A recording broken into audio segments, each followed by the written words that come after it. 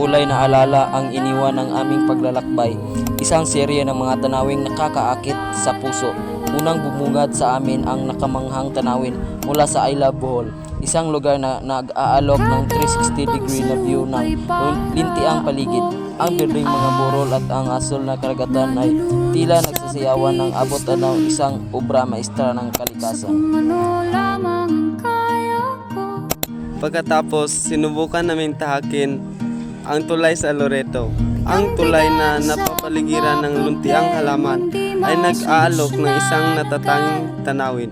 Ang bawat hakbang ay tila isang paglalakbay sa isang mundo ng kapayapaan at katahimikan. Ang pag-agos ng hangin at ang mga tunog ng kalikasan ay nagbigay ng kakaibang saya at kapanatagan. At ang pinakahuli, ngunit hindi ganong mahalaga ay ang Malingin Falls sa Patrocinio. Ang talon na napapaligiran ng luntiang mga puno at halaman ay nag-aalok ng isang nakaka-refresh na karanasan. Ang malamig na tubig at ang nakaka-preskong hangin ay nagbigay sa amin ng lakas at sigla. Ang mga tunog na umaagos na tubig ay tila isang himig na nagpapaginhawa sa aming mga isipan.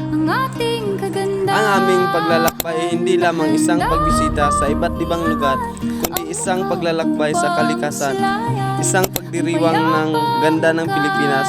Ang bawat lokasyon sa kanya-kanyang paraan ay nag-iwan ng isang marka sa aming mga puso, isang alaala na tiyak na mamahalin naming habang buhay. Kaya't lumaban ka at sabihin